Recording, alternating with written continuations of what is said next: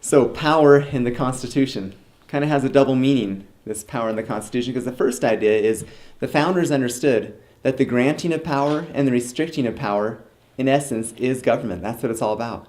And quite honestly, America is great because of what government was restrained from doing, not because of what they've been able to do, but what they restrained from doing.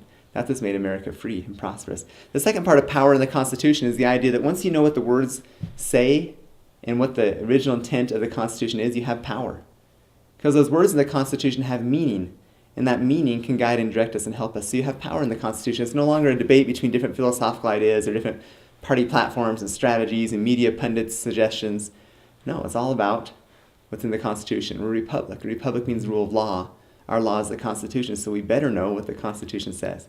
That's what we're going to get into, what the actual words of the Constitution are to help us out. So let's start at the beginning then and say, look, if we all agree that our country does have some challenges, we do have some problems, what we really need to first identify is the proper diagnosis. Okay? Who's the root of the problem? If we have a proper diagnosis, we can get focused on the proper solution. Half the country is going to say, look, it's those Democrats. They're the problem. If we just get them out of power, we're going to be able to fix everything. And then half the country says, no, it's the Republicans. Look at the mess they got us into. Okay, in this two-party system we have, that's what we hear. And they start pointing fingers back and forth. And some savvy people say, well, no, it's Congress as a whole. Okay, so we look at it and say, well, it's actually Congress itself. Well, when we really look at the root of the problem, who's the problem? It's us. Because Congress and what happens in government, they're just symptoms of the problem, aren't they? When we, the people, are allowing these things to happen, then that's the challenge, isn't it? Because we're condoning that behavior. We're accepting it, and we continue to re-elect and just allow this to happen. And we can complain and maybe throw the shoe at the TV, but we're the ones that are allowing this to happen. James Garfield put it this way. I like how he said it. The people are responsible for the character of their Congress. If that body be ignorant, reckless, and corrupt, it's because the people tolerate ignorance, recklessness, and corruption. If it be intelligent, brave, and pure, it's because the people demand these high qualities to represent them in the national legislature. Very true, right? They're simply a reflection of who we are. It's really not all that complicated to say that the root of the problem is us, because they reflect our values. They reflect what we think. That's why we send them there, because they're our representatives. Okay? Another interesting quote. This is by Daniel Webster. He says, I apprehend no danger to our country from a foreign foe. Our destruction, should it come at all, will be from the inattention of the people or the concerns of their government, from their carelessness and negligence. Interesting. We always think about, it's this outside foe. Someone's going to attack us, destroy us. Founder after founder has said it's not about that. The story of history refutes that. The story of history says it's always internal. It's from us not paying attention. Just saying, well, hey, I'm patriotic. I voted 4 years ago. I plan on voting in 4 years. Well, that's not what freedom's about. The price of freedom, as Jefferson said, is eternal vigilance, right? Going on with this quote, I fear that they may place too implicit a confidence in their public servants and fail properly to scrutinize their conduct, that in this way they may be made the dupes of designing men and may become the instruments of their own undoing. Well, I trust them. I elected them. They represent me. I'm sure they have my best interest at heart. So I'm just going to let them take care of things. Well, wait a second. Just sit back? No, that's not what freedom's about. Freedom is something active. It takes some work. He ends the quote by saying this, make them intelligent, and they will be vigilant. Give them the means of detecting the wrong, and they will apply the remedy. So that's what we're here today to do, is to make ourselves intelligent as to what the Constitution says, so that we can apply the remedy. That's the power of principles. That's the power of what's the words in the Constitution. Once you know those, you can apply the remedy to whatever it may be. The case, the law, the bill, the candidate, the issue, the current event. That's the power of principle. Have that principle, the basis and foundation. That's how you see the world now, because you have something foundational you can anchor your thoughts and ideas in. Okay?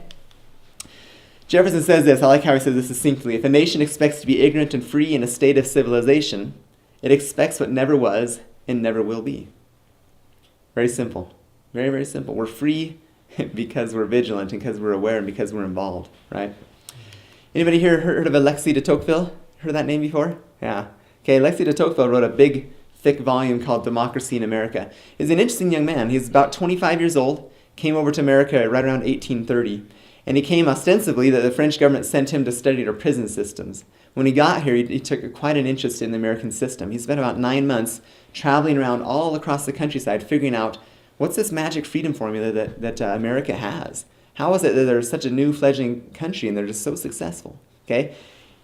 out of all these writings, I pulled a quote that I think is to me the most indicative. It kind of explains why we're who we are. He says this: every citizen is taught the history of his country and the leading features of its constitution. It's extremely rare to find a man perfectly acquainted with all these things, and a person wholly ignorant of them is sort of a phenomenon. Sounds like today, right? No, it kind of sounds like the opposite, doesn't it? Because today it's extremely rare to find someone even closely acquainted with what the Constitution says. And in fact, it's a phenomenon. You find someone who is out there quoting the Constitution, they're kind of to be feared. They're kind of probably a weird, wacko extremist, right? Well, no. What's he saying? He's saying the foundation is that every citizen knew and understood and loved the Constitution, lived those principles, and knew them. That was the key. He said that's the key. That's why they're happy. That's why they're good. That's why they're free people. Now, as far as understanding what the Constitution means, because Tocqueville says, look, we need to get to know what it is, and that's what all American citizens do. Jefferson offers some comments on what does this Constitution mean? He says the Constitution's meaning can be found in the explanations of those who advocated it. These explanations are preserved in the publications of the time. So what's the Constitution mean? And who should we look to? Well, I got an idea. Let's look to 21st century Supreme Court rulings. That'll tell us what the Constitution means. Not according to Jefferson. They said, look, when we formed this, it was a contract with the people in their states to form a federal government. And that Constitution's that contract. Why don't we go and find out what they had to say about it? There's notes. Madison took meticulous notes in the Constitutional Convention. There's something called the Federalist Papers. Have you heard of the Federalist Papers before? A great explanation. Essentially the marketing piece, okay? The marketing document to get Virginia and New York to sign on, to ratify the Constitution. And in all those essays they wrote in a New York newspaper, you can go, well, what do they mean by this? Just go look it up, and it'll tell you. It tells you what the original intent is. We don't need to have a new modern-day interpretation. We need to go to the publications that are preserved in the time and find out what it meant. Pretty simple concept, okay? So speaking of this idea of the importance of the Constitution, why it's so fundamental, now let's start to talk a little bit about government. We take the Constitution, those principles, and how does it apply into this thing we call government? So we got to start where it all started, right? The foundational document of our country is the Declaration of Independence. We're all familiar with the words, we hold these truths to be self-evident, that all men are created equal, that they're endowed by their Creator with certain unalienable rights, that among these are life, liberty, and the pursuit of happiness, right? That kind of rolls off our tongue. We know that. That's who we are. That's what we know. It's interesting. We're familiar with those words, but the very next phrase says that to secure these rights, governments are instituted among men. And that's critical. We don't hear a lot about that one, but it's very critical. To secure these rights, governments are instituted among men. And that answers for us the purpose of government. So what's the purpose of government? It's to secure our rights. Okay, and I always like to point out these two P words. I think they're interesting. One is to protect, and one is to provide. Government's role is to do what?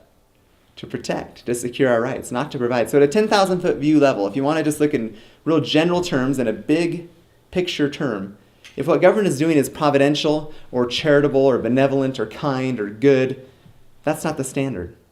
What they should be doing is what is there to protect us. That's their job, is to protect our rights. And that's why they exist. That's what our Declaration says. That's the whole point of government, is to protect our rights. Okay? Which is kind of interesting. Now notice also the central role of God in this declaration. Okay? He's our Creator. He's endowed us with inalienable rights. He's central, isn't he? So let's compare this founding document that we have in our country with some other ideas. The UN. It's another governmental body out there. Okay? Now you look at these self-evident truths, mankind are created equal, etc., etc. Do you find those in the UN? What do you think? They're not there, are they? They're not there. Okay? They say, no, those aren't there. We'll tell you. And every once in a while, the UN's pretty clear, pretty honest with what their intentions are. Here's what they have to say in Article 29, Clause 3 of their UN Universal Declaration of Human Rights. This is interesting. The rights and freedoms may in no case be exercised contrary to the purposes and principles of the United Nations. So our Declaration of Independence says that our rights come from God. The United Nations Declaration of Rights says the rights come from them. In other words, they're God. They'll be glad to tell you when you can and when you can't exercise rights, because after all, we gave them to you, so we're in charge of them. Kind of interesting. It's sad. It's not interesting. It's a sad commentary on this general big body of government that we all kind of look at and say, well, yeah, they're just there to help with world peace and things like that. Well, actually, when you look at what they say about what their intentions are, They're diametrically opposed. Okay? You have two different systems of government. I call them diametrically opposed, but I also like to point out that they're diabolically opposed. One honors God and man, and one says, oh, God doesn't exist, and we tell men what they will and will not do. They're diabolically opposed, not just diametrically opposed. And they're not just two different ideas. One honors freedom, and one destroys it. Okay? Kind of interesting. So, what is government then? As we move in, what's this general thing we call government? Frederick Bastiat, he's a great philosopher. He wrote a book called The Law. And in The Law, he's a Frenchman as well. He wrote this in 1851, right in there. He said, life, liberty, and property do not exist because men have made laws. On the contrary, it was the fact that life, liberty, and property existed beforehand that caused men to make laws in the first place. So when the founders got together and had this blank slate and said, oh man, we get a chance to start and do this right. What should we do? Someone didn't raise their hand and say, oh, I think we should give men life. Oh, I think we should give them liberty. Oh, I think we should give them property. No, those things already coexisted. We know in the Declaration, those are coexistent, unalienable rights that came with us when we were born. And it's the fact that those existed. That's why men united together and made government, was to protect those things. Okay, so that's what government is. It's a coming together to find people that can make laws and get us to be free. George Washington, he says this, I love this quote, government is not reason, it is not eloquence, government is force. Like fire, it's a dangerous servant and a fearful master. Government is force. That's what it is. When you get pulled over, the cop doesn't read you a poem or philosophize with you. He says, look, here's what you did wrong. Here's your ticket. You will pay it. If you choose not to pay it, we will throw you in jail. We're going to exercise force on you. Okay? Now he compares it to fire. So is fire inherently a bad thing? Any of you here used fire before? Yeah, we use it all the time. It's not a bad thing. But can it get out of control really quick? It can. So it's a great analogy. Say government is just like fire. You better watch it. Okay? And there's no question. It's good that government has force. How else are they going to protect our rights if they have no force, no power to do so? Quite simple. So if we're going to do kind of a elementary math equation, we're essentially going to say government equals what? Government equals power. That's what government is. Force, power. That is, at a very basic level, what government is and why it exists. Okay? And so you can see why, if you're not willing to use force and power to do something, then government shouldn't be doing that. If it offends your conscience to do something that would require force, then you better not have government be doing that. Otherwise, you're in the wrong realm. You're not doing what government's proper role is. Okay? Now, Madison says this, kind of summing up what we just said. The essence of government is power, and power lodged that must be in human hands will ever be liable to abuse. Is that true? You bet, because it's in human hands. And it's not like we have perfect men or women who don't want, I don't want power, I just want what's good for everyone. Well, the reality is we are who we are, and it's liable to abuse. So how do you manage that abuse? How do you stop that propensity, or at least keep it in check? The liability the propensity to abuse power. Jefferson answers it this way. He says, well, in questions of power then, let no more be heard of confidence in man, but bind him down from mischief by the chains of the Constitution. That's how. Bind them down from mischief by the chains of the Constitution. When I first heard this quote, I was like, chains, that kind of sounds like Marley, right, in the Christmas Carol. These chains binding him down. Why is that? Well, because men have the propensity to corrupt and be corrupted and to seek power at the expense of the good of others. So what do we need to do? We need the Constitution to say, no, you can't do that. No, you can't do that. You can do this, but only under these conditions. And no, you can't do that. No, you can't do that. That's the idea. That's why you have a Constitution, to bind them down. Okay? Kind of an awesome quote, isn't it? So yeah, that's what it's there for. It's interesting, a quote that is attributed to Patrick Henry says this, the Constitution is not an instrument for government to restrain the people. It's an instrument for the people to restrain the government, lest it comes to dominate our lives and interests. That's what it's all about, isn't it? Our Constitution is to bind the government, not to bind us, because they're our servants, not our masters. So we've talked about the Constitution, why that's so important. We've talked about government, what it is, and now we're going to talk about 4 principles regarding power specifically. Since government is power, let's talk about some principles surrounding that, okay, and some of those that show up. One of the very first principles is this idea of delegated powers, okay? In America, who's in charge? We the people, right? The very first words there of the preamble to the Constitution. We the people are in charge, and we the people are the ones who have rights. God gives rights to who? To people, but not just collective people, to individuals. And when I have a right from God, I have an accompanying duty, power, and authority that comes with that right. And so as I as an individual can do certain things, and I can delegate, give the power and authority associated with that right to government to act on my behalf, because they become my agent. They can act for me. But can I give to them powers I myself don't have? No, you can't do that. You cannot delegate to someone a power that you yourself don't have. And that's an important concept to understand. Okay? Washington puts it this way. The power under the Constitution will always be in the people. Right? The people are in charge. It's entrusted for certain defined purposes and for a certain limited period to representatives of their own choosing. Okay? That's America. That makes sense. That's what we do. We have people work for us. We assign them to do things that we could do, but don't. Let them do it, okay? The Declaration of Independence, the very next phrase, when we left off from our earlier conversation, the next phrase is deriving their just powers from the consent of the governed. Kind of an interesting concept. This idea that government only has just powers if we ourselves first have those powers and then consent to give them to them. Do I have the inalienable right to defend myself, to defend my property? You bet. It's God-given and I can do that. So, can I give to the county sheriff the ability to protect and defend me? Yeah. I can delegate to him that power and authority. Okay? Does he have the right? Does any government have that right? No, they don't have the right. The right remains with me, but I've delegated them the power to do that. But do I have the right to say, hey, you have 5 horses and you only have 1. Stop being so greedy. Give 2 of them to this person and you'll both have 3. And if you don't do that, I'm going to throw you in jail because you're being greedy. Do I have that right as an individual to do that? No. And therefore, I can't delegate that power to the government to do that on my behalf, to act as my agent. That's not within their proper authority because I can't delegate to them a power I don't have. Deriving their just powers from the consent of the governed. The basic concept is absolutely powerful. Very, very important to understand that basic principle of delegated powers. Okay? Number 2 is limited powers. All right? There's 2 quotes here that we're going to use quite a bit to discuss this. The first quote is James Madison, comes out of the Federalist Papers, number 45. He says, the powers delegated by the proposed Constitution to the federal government are few and defined. Okay? Jefferson follows up with this. To take a single step beyond the boundaries thus specially drawn around the powers of Congress is to take possession of a boundless field of power, no longer susceptible of any definition. So, when we limit the power, that's what the Constitution is all about, is limiting power. So we limit that. So here's your limit. Jefferson says, when they justify taking one step out of that limitation, out of those boundaries, it's completely obliterated. They can do whatever they want to. How does he put it? No longer susceptible of any definition. Because the same justification, rationalization to take one step is the same one to take 1,000,000 steps outside.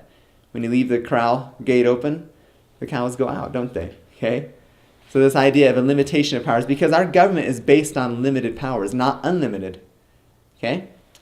Now, principle number 3, separation of powers. We all know there are 3 different branches of government, right? Legislative, executive, and judicial. Those are 3 basic governmental branches. And we've heard before that those are separate but equal. Have you heard that? Okay, they all balance each other, so they must be equal, of course. Well, let's explore that a little bit. I'm going to ask you 5 different questions, okay? And we'll try to see if they really are equal. Which branch has the power to make all laws? Legislator, right? Article 1, Section 1, Clause 1. Congress is the only one who can make laws. Which branch is closest to the people and is elected directly by them? Congress, specifically the House. They're the most closely tied to the people. Which branch has the greatest number of persons, representative viewpoints, and therefore the will of the people represented? The legislature, once again. Which branch has the power over the purse, is in charge of all the money? The legislature, Congress. The House specifically in this case. And then which branch has the power to impeach members of the other branches? Once again, Congress. So, are they separate but equal, or is one stronger than the other 2? The legislative is stronger. It's obvious that their powers, right? The legislative is stronger than the other branches. On a side note, Article 1 of the Constitution is written about the congressional, the legislative branch. It's about half of the volume of the Constitution, another indication that maybe it is the most powerful branch. Why would that be? Why would the legislative have these kind of superpowers? Why would it be? Because Congress represents who? Us, the people. And who's in charge? We, the people, are in charge. So it only makes sense that they would be in charge, because then there is a proper republic, a representative government. They answer to us, they're accountable to us, they do what we tell them to do. Otherwise, we fire them and hire someone else to represent us. See how that works? So it makes sense. They're not separate but equal. Okay? Now, the accumulation of all powers, legislative, executive, and judiciary, in the same hands, whether of one, a few, or many, may justly be pronounced the very definition of OSHA. Okay? People always finish that as a tyranny. Well, it's OSHA. Okay? I'll give you an example why. I was in human resources for 10 years. In my company, an OSHA officer showed up one day and said, "We're going to charge you $27,000. I said, "Wow, why?" So we didn't have this little guard. And I guess somewhere in some lab, this little guard could have hurt someone. But I'm telling you, I could have put my finger there all day long and it never would have hurt me. But they had their standards, right? So they're going to charge me $27,000. So, I kind of tiptoed around things a little bit and said, now, what if I, let's say theoretically I don't agree with your judgment. He said, "Oh yeah, you can go to a judge." "Oh, good. Yeah, and you can go to court." "Well, perfect. Just tell me a little bit more about that." "Well, it's an OSHA judge and it's an OSHA court." I said, "Oh, well, I don't need to waste my time. Here's your check, Come on, give me a break." So what happens? OSHA makes the law, OSHA enforces the law, and OSHA judges whether the law is fair or not. All three functions of government, the very definition of tyranny, isn't it? Yeah, interesting. Okay, going on with this quote, "The preservation of liberty requires that the three great departments of power should be separate and equal? No, separate and distinct." The separation of powers. I always like the separation of powers is kind of the horizontal check and balance. Okay? You're looking to the side, checking legislative, executive, judicial. The fourth principle we're going to talk about is this idea of division of powers. And division of powers is a vertical check and balance. It's something a lot of people don't like to talk about because it kind of sounds extreme. Well, what do you mean? The states are going to tell the federal government what to do? They can't do that. They're subservient. They're servants of the federal government. We're going to talk a little bit more about division of powers because it's a critical principle as well. The fourth principle we're going to talk about. We've already seen the first part of this quote. "The powers delegated by the proposed Constitution to the federal government are few and defined." Few and defined kind of looks like this. It starts here and ends here, and there's not much in between. Okay? Go on with this quote. It says, "Those who should remain in the state governments are numerous and indefinite."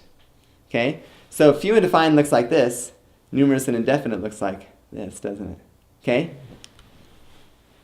The former, meaning the federal powers, will be exercised principally on external objects. Okay? All the external things we do as a nation, such as war, peace, negotiation, and foreign commerce. On the other hand, the powers reserved to the several states will extend to all the objects which, in the ordinary course of affairs, concern the lives, liberties, and properties of the people, and the internal order, improvement, and prosperity of the state. Okay? So this division of powers is based on the concept of federalism. Federalism says you have different roles for different levels of government. Federal government's in charge of the external things. Then you have the state, and you have the county, and you have the cities. And the basic concept, the basic principle behind federalism is always solve the problem at the lowest level possible. Don't ever delegate to a higher level of government that which you can do on your own. Okay? Don't ever delegate to a higher and higher level. Always keep it at the lowest level possible to keep the power with the people. Okay? That's the division of powers, is based on that concept. Now, so we're going to move on here to kind of an interesting excuses for unlimited power. All right? There's one of the most insidious ways to try to trick people into saying, "Oh no, this is justified," is to use the Constitution, to use a misrepresentation of what the Constitution says, to say, "Oh no, we can do this." And you've heard before, we can do that because of the necessary and proper clause, or we can do that because of the general welfare. And you think, I know those words are in the Constitution. That doesn't really make sense, but must be constitutional. They're quoting the Constitution, right? So we're going to go through and look at these excuses. And all my conversations across the state, I've never had a conversation that hasn't revolved around one of these 5 issues. Okay, so we're going to discuss and look truly at what these different excuses are and understand them for what they are. Okay, the first excuse that comes out is the Supremacy Clause, which is Article 6. The second excuse that's very common is the General Welfare Clause, Article 1, Section 8, Clause 1. The third excuse is the Necessary and Proper Clause. It's Article 1, Section 8, Clause 18. It's also known as the Elastic Clause or the Implied Powers Clause. Okay. Number 4 is the Interstate Commerce Clause, Article 1, Section 8, Clause 3. This is kind of the granddaddy of them all right now. This is what's bringing us all kinds of craziness, is through the Interstate Commerce Clause. And number 5 is treaty law, which is also Article 6. Okay, so what we're going to do is we're going to take each one of those and break them down and look at them specifically. What do they mean? Because when you know what they mean, then you have the truth on your side, and you have that foundational what's in the Constitution. We're no longer going to argue about, well, we should be able to do this and this and this. No. Let's take it back to the foundation of what the Constitution says, and then we can go on a logical basis from there to discuss these items. Because, once again, we're a rule of law. What does our Constitution itself say? Okay? So the first one is Supremacy Clause, right? This Constitution and the laws of the United States that shall be passed by Congress shall be the supreme law of the land.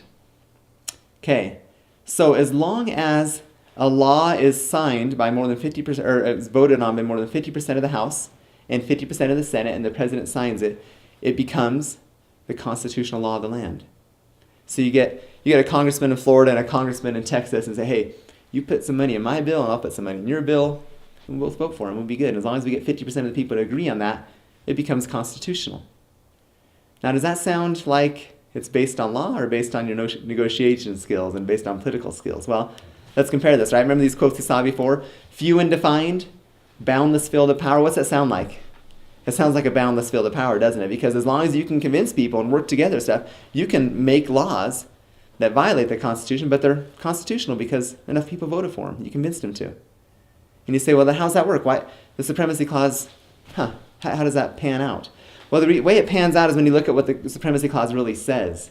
It doesn't say they just have to be passed by Congress. That's what makes them constitutional. What it says, the constitutional condition is that they have to be made in pursuance thereof. Right? This Constitution and the laws of the United States, which shall be made in pursuance thereof, shall be the supreme law of the land. Made in pursuance of what? The Constitution. What if a law doesn't pursue the Constitution? Then it's not constitutional. We're taught so often, look, it's kind of complicated, you wouldn't really understand it. Well, no, it's really simple. That's why we have a written Constitution. We can read it. It doesn't pursue the Constitution, therefore it's not constitutional. It's that simple. There's nothing more to it. Okay, so Supremacy Clause is often really misrepresented and misunderstood to say, oh no, well it says right there, the Constitution, a lot of people say, well the federal government, it says in the Supremacy Clause, the federal government is supreme over the states. That's not what it says. It says the Constitution and all the laws that are made in pursuance of the Constitution are the supreme law of the land. There's a huge difference there. Although at first glance you may say, no, it's about the same thing. No, it's not. The Constitution is what's supreme. Okay? Number 2, this one, the General Welfare Clause, Article 1, Section 8, Clause 1. The Congress shall have power to provide for the common defense and general welfare. Now, if I hear general welfare, and I'm a U.S. congressman, I get this warm feeling that starts in my heart and it spreads all the way to my toes and my fingers, right? Because as long as it's good for somebody somewhere, I can regulate it. I can be in charge. I can make laws about it. Okay? Now, what does that sound like? Does that sound like few and defined or boundless fields of power? It's a boundless field of power, isn't it? As long as it's good for somebody somewhere or everyone at the same time, well, then we can do it.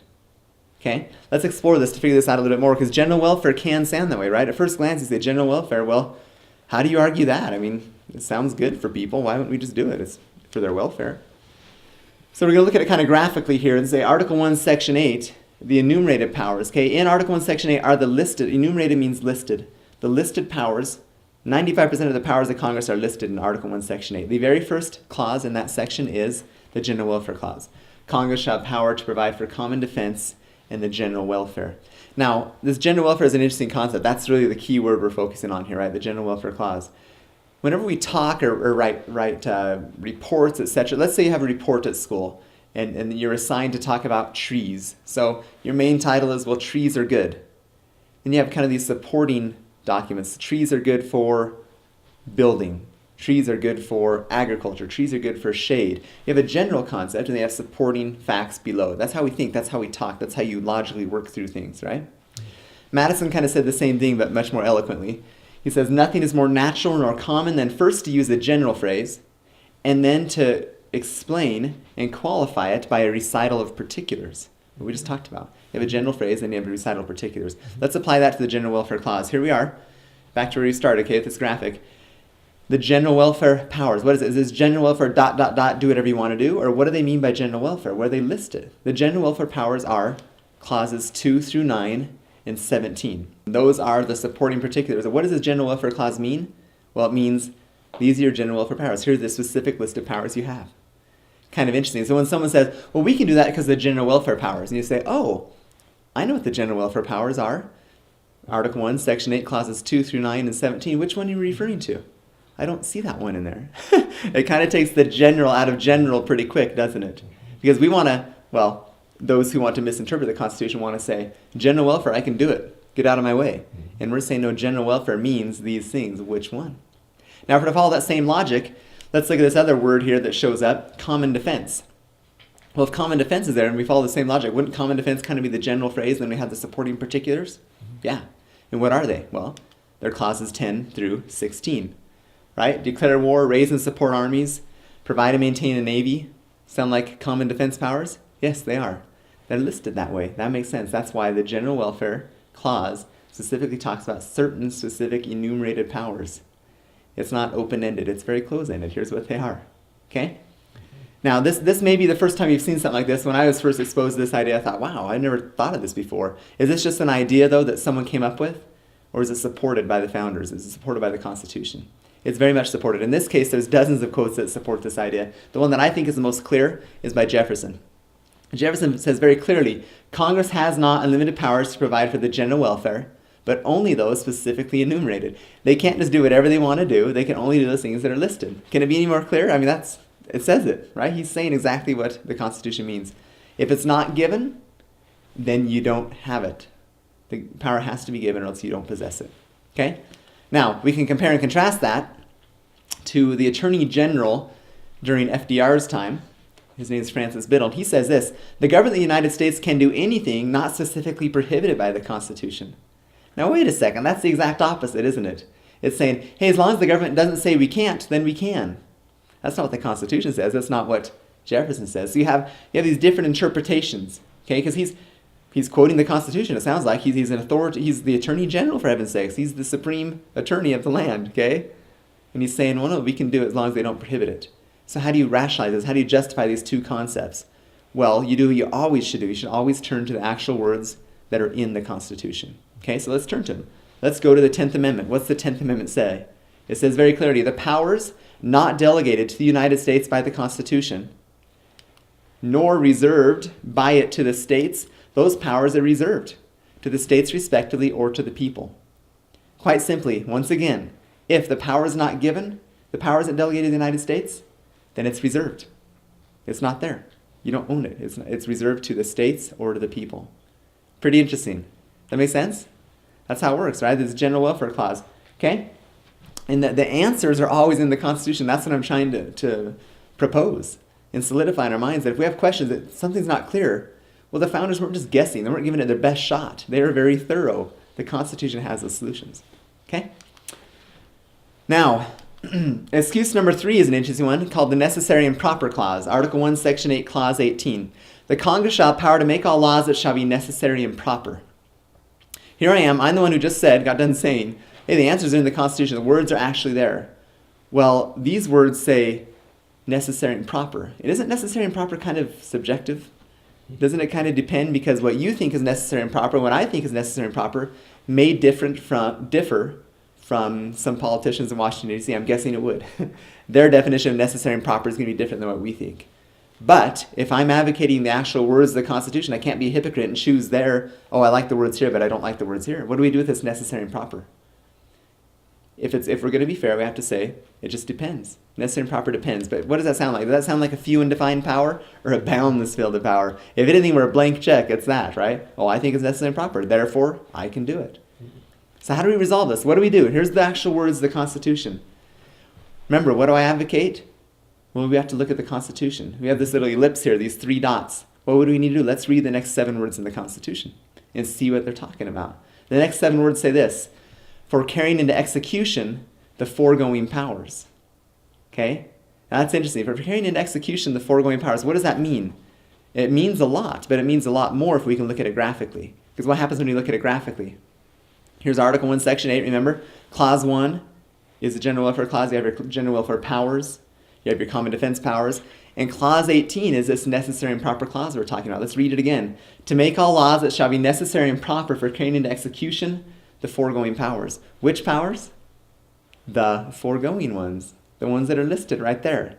It's not necessary and proper, do whatever you want to do. It's necessary and proper to carry out the foregoing powers. As an example, Article 1, Section 8, Clause 5. Congress has the power to coin money. Now, does Congress have the ability to build a mint? Does it say in there they can build a mint? It doesn't specifically list that, does it? But is it necessary and proper? In order to coin money, do you have to have a mint? Yes. So can they build a mint? You bet. What about hiring employees to run that mint? That's an implied power, isn't it? It's necessary and proper in order to coin money. You have to have employees to run the mint. So are there implied powers in the Constitution? Yes, there are implied powers in the Constitution. But they're strictly restricted by, are they necessary and proper to carry into execution the foregoing powers, those listed ones. So I like to think of Article 1, Section 8, it's like I said, it's 95% of all the congressional powers, like a sandwich. On the top, you have the top piece of bread, which is the general welfare clause. On the bottom piece of bread, which is the necessary and proper clause. And then all the meat in the middle. That's what they can do. But it's restrained by the general welfare and the necessary and proper clause. Okay? Kind of interesting? I think it's fascinating. It's important. It's not just interesting, it's absolutely important to understand. What do those words mean? What do those clauses mean? And how do they apply? That's how they apply. Okay? The Constitution is a list of prohibitions on government, not an open book or an empty check. Right? Okay. Moving on to excuse number 4 for unlimited power. This is the Interstate Commerce Clause. Congress shall have power to regulate commerce among the several states. I'll tell you about a famous Supreme Court case called Wickard versus Filburn. In 1942, the federal government said, we're going to help these farmers. We're going to help them so that the price of their crops don't get way out of whack, and we're going to have price controls, and therefore you can only grow so much wheat and corn, etc. So they put these regulations on the farmers. And there was a farmer who grew a little bit of wheat on his land and used that wheat to feed his family and his cows. Okay, and the federal government came in and said, we're gonna go after you. And he said, why? Well, what did I violate? They said, you violated the Interstate Commerce Clause. And he said, Interstate Commerce Clause? I'm not involved in interstate commerce. I use this food to feed my family and my own cows. It had nothing to do with interstate, much less intrastate, in any type of commerce. I wasn't involved in commerce. And they said, oh yeah, you were. I said, wow, okay, well, let's take this to the Supreme Court. So it gets to the Supreme Court, and guess who wins? The government, okay? They argued, look, the fact that you hadn't participated in interstate commerce, but may have, would have affected interstate commerce. So your lack of participation in interstate commerce affected interstate commerce, and therefore we can prosecute you. Now, we've already gone through this. You're going to have the answer right away. Does that sound like a few and defined power or a boundless field of power? A boundless field of power, because with that same logic, can you and I grow a garden? Well, no, because it could affect interstate commerce. Because what if we eat cucumbers out of the garden instead of buy it on the open market? We're affecting interstate commerce. Or what about, have you guys ever had children that eat things that participate in commerce, that require buying and selling? Well, we can control how many kids you have too, right? You look at the illogical extension of this idea, and it's a boundless field of power, quite simply. Okay, so let's look at what the Constitution says about Interstate Commerce Clause that helps us understand, no. It's very restricted. It's not just this open-ended thing. Okay, Congress shall have power to regulate commerce among the several states. And the key word here is regulate. Okay, to keep regular. If you understand the historical context behind the Interstate Commerce Clause, states were killing each other over this issue. Okay, they were fighting and killing each other over, look, well, if you're going to cross my land, then I'm going to charge you 50% duties. And, well, if you're going to do that, then I'm going to, and back and forth, they actually shedding blood over this issue and fighting over it. And so Congress, in their wisdom, said, we're not going to leave this interstate commerce issue to be decided by the states because they're fighting over it. We're going to move this one step further. The idea of federalism, right? Give the power to the proper level of government. Don't leave it in the states. They're destroying each other. Put it at the congressional level, and Congress can decide and be in charge of regulating and keeping regular the free flow of goods. So states stop treating each other like enemies and start treating each other like friends. Okay?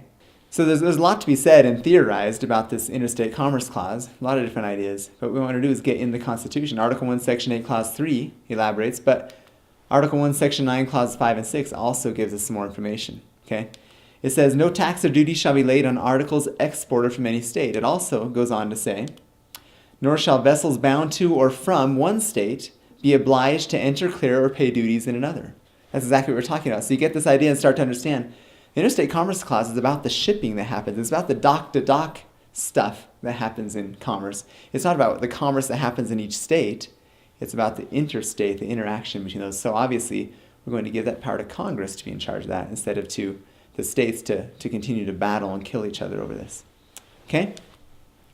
Now, excuse number 5 for unlimited power is treaty law, Article 6 again. We talked about Article 6 with the Supremacy Clause.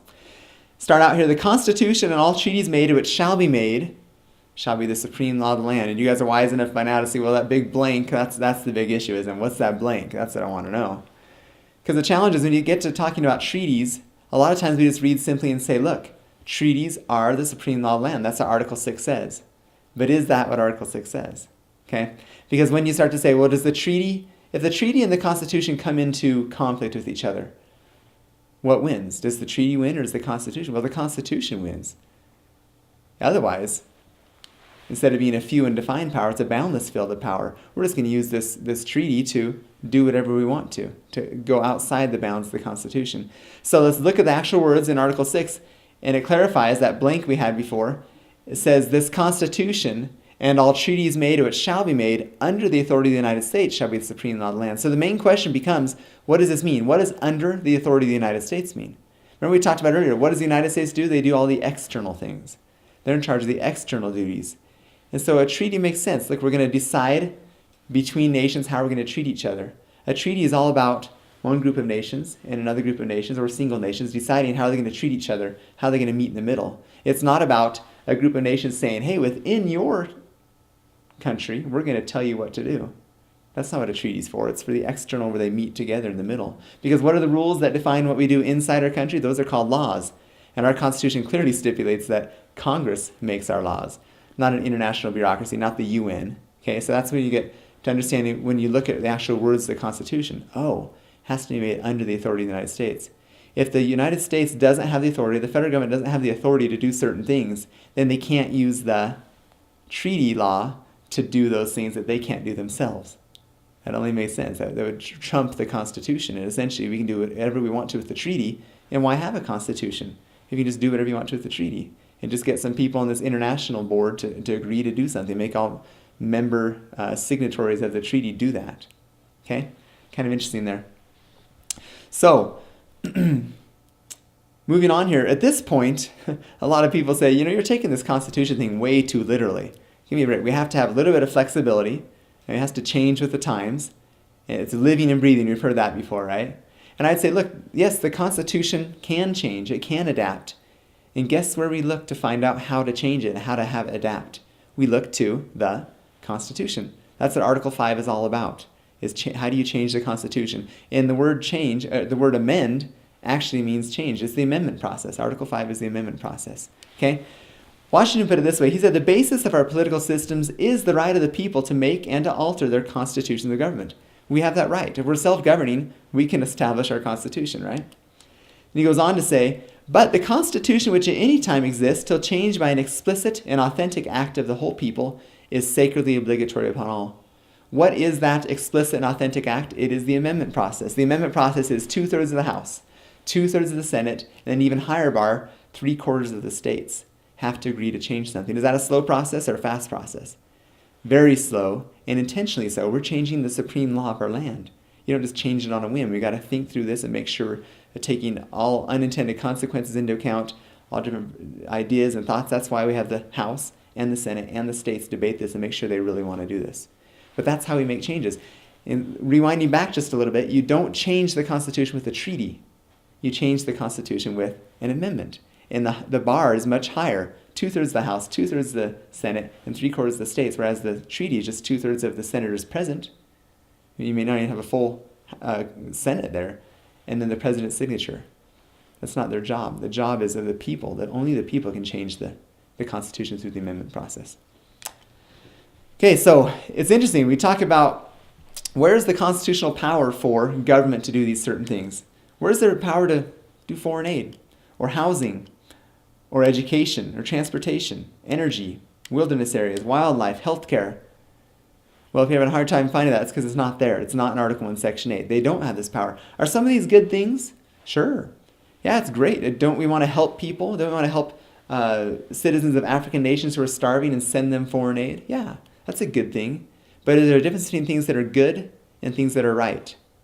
Yes. And once again, guess where we're going to find the difference? In the Constitution. It's going to tell us what's good. That doesn't matter. It's going to tell us what's right. What's within the proper role of government. What is right. Okay? So, it's interesting, foreign aid, for example. At this point, government forces that out of your pocket in the form of taxes, and they send it to a bureaucracy, and the bureaucracy takes their cut, and then they send it to this African government who, people like to fill in the blank and say, takes their cut. They don't take their cut, they take it all and use it for their political objectives. How should foreign aid work? Well, we should choose to take money out of our pocket, choose which organization we give the money to, and hold their feet to the fire to make sure that money, my money, is used for the reason I gave it to them. That's how it should work. And you can see why when you start to do, even if things are good, the bar that has to be hurdled here isn't just the fact that it's good, it's the fact that it's right. And when you start to give good powers to government, they can abuse those powers. Only let them do those things that are right. Daniel Webster said it this way: "It's hardly too strong to say that the Constitution was made to guard the people against the dangers of good intentions." Just because they have good intentions doesn't mean government should do it. He goes on to say, "There are men in all ages who mean to govern well, but they mean to govern. They promise to be good masters, but they mean to be masters." Okay?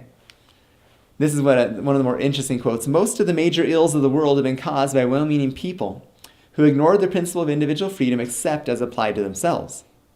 Okay? Individual freedom for me, not you. "And who are obsessed with fanatical zeal to improve the lot of mankind in the mass through some pet formula of their own." Got this idea, okay? "The harm done by ordinary criminals, murderers, gangsters, and thieves is negligible in comparison with the agony inflicted upon human beings by the professional do-gooders, who attempt to set themselves up as gods on earth and who ruthlessly force their views on all others with the abiding assurance that the end justifies the means." I've got this great idea. It eliminates your individual freedom, and we may have to kill people in your village, and we may have to forcefully remove you, but trust me, it's good. It's a good plan. It's for everyone. I'm using my freedom to make this plan come to pass. Who are the professional do-gooders? Who are those who are setting themselves up as gods on earth? The Hitlers, the Stalins, the Lenins, right, who've killed over 100 million people, not in wars, in simple tyranny, despotism over their own people. And so you look at this and say, it's not about good intentions. That's not the standard. The constitutional condition is that it be right, that it be an enumerated power that they can use. Otherwise, when you cross and you violate principles, you will have negative consequences. Okay, so we just talked about, where's the constitutional duty to do these things. Now we're going to look on the opposite side of that same coin. What about the constitutional duties they're required to comply with? Okay? What about their constitutional duty to declare war? Article 1, Section 8, Clause 11. When's the last time Congress declared war? World War II. And when's the last time we definitively won a war? World War II. Because that's how it works. When Congress declares it, that means the people in the states are willing to give their blood and their treasure to this cause. And then we win. Have we been in wars ever since? Yeah, that's the problem. We continue to be in wars, but never since 1945 has Congress declared war. And you see the negative consequences of that. What about repel invasion? Article 4, Section 4, Clause 1. If over 12 million illegal immigrants within the borders of our nation is not an invasion, what is? They're ignoring their duty to repel invasion. Say, well, we're not going to enforce the immigration laws. We're not going to hold secure the border. That's a challenge. That's their job. That's what they're supposed to do. They can't just not choose to do it. Raise armies. Article 1, Section 8, Clause 12. Raise, I have underlined there, as opposed to a standing army. Because according to Article 1, Section 8, Clause 12, it says, Congress shall have power to raise and support armies, but no appropriation of money to that use shall be for a term longer than 2 years. Okay, so they can raise an army, but not have a standing army. The founders are very nervous about standing armies because historically, standing armies have always turned on their own people. And what happens every 2 years? Is that just kind of a random number they threw out in the Constitution there in that clause, Clause 12? No, what happens every 2 years in America? The people choose their representatives. And the representatives are the ones who are in charge of funding, appropriating, and how do they put it, raising and supporting armies. So the people say, look, we don't want this to happen. Don't keep doing this. They can bring back the representatives who are doing that and rehire new ones to see that their will be effectuated and brought to pass. Coin money, Article 1, Section 8, Clause 5. We as a people have the right to protect our property. Okay? And the monetary system is a way to protect our property. So we've delegated the authority and the power to coin money, to make this monetary system work to our elected representatives. They're supposed to coin money. But what have they done? They've taken that delegated power we gave to them and said, well, I'm sure they'll be fine if I give it to somebody else. And they've given it to this private entity called the Federal Reserve. It's just a bunch of private bankers. And they say, oh, by the way, that coining money, that's really a hassle. Just print money, it's way easier. Is that a problem? Yeah, it's a huge problem because we delegated to them the authority to coin money. And they said, well, we're going to give the authority to print paper money to a private group.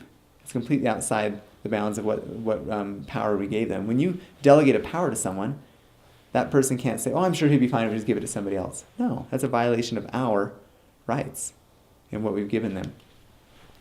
Organized state militias. Article 1, Section 8, Clause 16 clearly states to execute the laws of the Union, suppress insurrections, and repel invasions. Those sound like internal duties or external duties? They're internal, right? When you're talking about execute the laws of the Union, that's domestic. Suppress insurrections, that's the very point of insurrections, is domestic unrest. And repel invasions. But now we have this new and improved version of the militia called the National Guard. How many of you know National Guardsmen who are fighting and dying in international wars? External affairs. Okay? We have a whole discussion about this in my other presentations, but the state militias, they're supposed to be organized to do these internal duties, and they're not. They're not even organized at all. Impeach judges, Article 1, Section 3, Clause 6. In the history of America, there's been 8 federal officials that have been impeached and removed from office. One in particular that I'm aware of is a federal judge in Florida who allegedly took a bribe. And he took that bribe, they impeached him, they removed him from office, and now he finds himself, I think for the last 15 years or so, as the U.S. congressman from that district in Florida. Isn't that interesting? We get what we deserve, don't we? If that's what the people value, that's a representation of their values, that's what they get. And that's a major challenge, I would say. Wait a second. And lastly, their constitutional duty to uphold their oath of office. An oath is an important thing. It's not just a whimsical, no big deal, I'll just take this oath and I get in the office. An oath is a promise before God and men. I've made an oath. I made an oath before God and men. It's a marriage oath. It's 100% fidelity to my wife. Now, if someone to say, well, I'm 80%, that's pretty good. Would my wife say that's pretty good? No. When you make an oath to uphold and defend the Constitution, it's an oath of fidelity, 100%. Your job is to uphold that oath you've made. Your fidelity needs to be the Constitution. So speaking of oaths, let's look at it. I do solemnly swear or affirm that I will be subject and subservient to the federal government, and that I will support and defend all laws passed by Congress, the Supreme Court, or the President of the United States, never questioning their authority to legislate in all matters whatsoever. That sound like the oath? That may be what they're thinking, but that's not the oath. This is the oath. I do solemnly swear or affirm that I will support and defend the Constitution of the United States against all enemies, foreign and domestic. Domestic, really? We had a bunch of conspiracy theorists in the Founding Fathers? No, we had a bunch of historians. Domestic, that's the story of history has always been. Remember we talked about earlier, it's always going to be not external deterioration, it's going to be internal. Deterioration is we don't value what we have. So, to fight and defend, support and defend the Constitution against all enemies, foreign and domestic. It's critical. That's their loyalty. That's what we need to do.